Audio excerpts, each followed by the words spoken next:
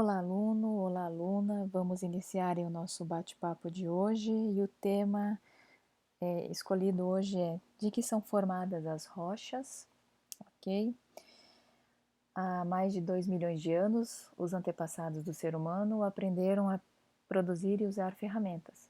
Eles quebravam rochas, deixando-as com as bordas afiadas e então as usavam para cortar carne para fazer desenhos nas paredes das cavernas. De lá para cá, a humanidade descobriu muitas outras utilidades para as rochas, desenvolvemos e aperfeiçoamos técnicas de transformação desses materiais para produzir os mais diversos objetos. Vocês já observaram as etapas de uma construção? Uma parede, por exemplo, pode ser feita com cimento, tijolos e areia.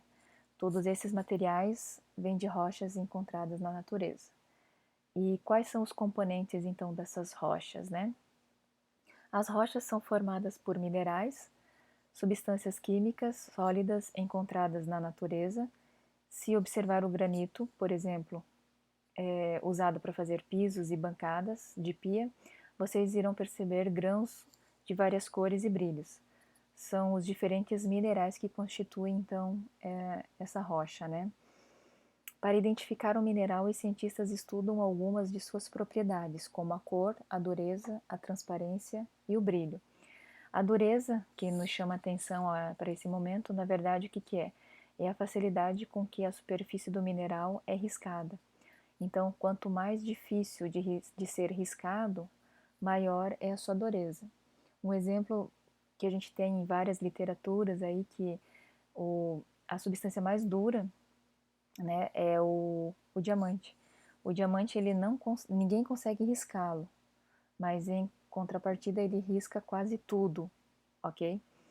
Voltando, por exemplo, do granito, o granito é formado principalmente por 3 tipos de mineral: o quartzo, que são grãos brancos, o feldspato, que são grãos de aspecto cinzentos, e a mica, que são grãos puxados para o preto.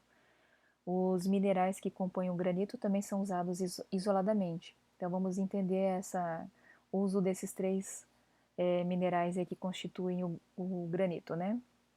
O quartzo, por exemplo, é utilizado na fabricação do vidro, e neste processo a areia, que é formada principalmente por quartzo, ela é misturada com outros minerais e aquecida em fornos de alta temperatura até derreter, né? Depois de derretida, a massa é moldada, conforme a gente observa aí na figura, essa pessoa, né, moldando aí o quartzo sob altas temperaturas, né?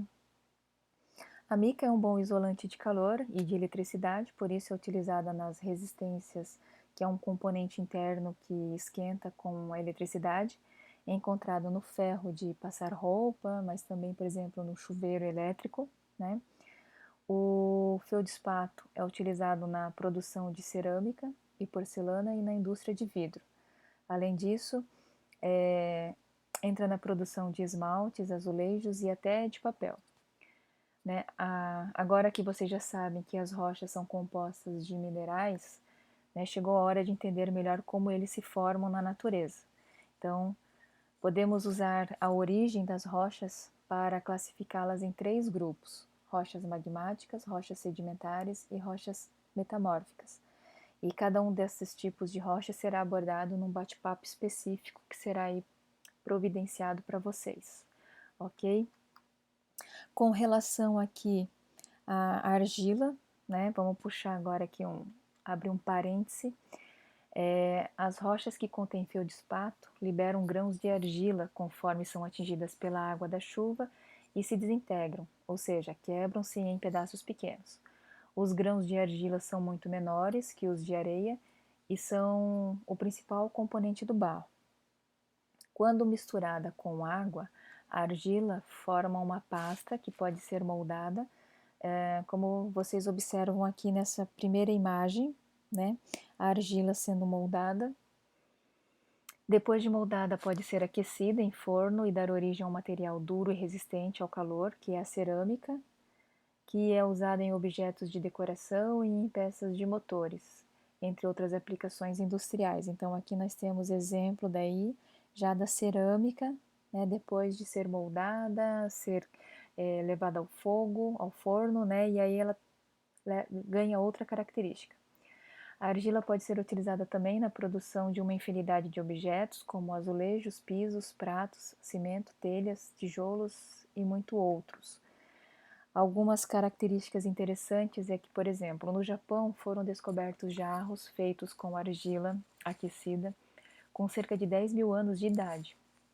No Brasil, foram encontrados vasos, urnas, brinquedos e estatuetas de cerâmica na ilha de Marajó, lá no Pará.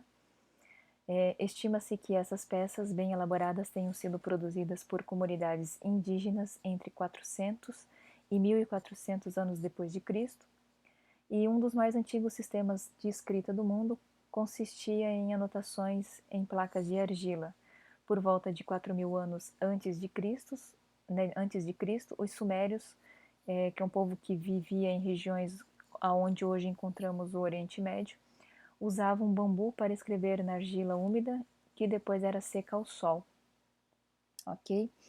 Então, com relação a esse tema, fico por aqui e aguardo vocês aí numa próxima oportunidade.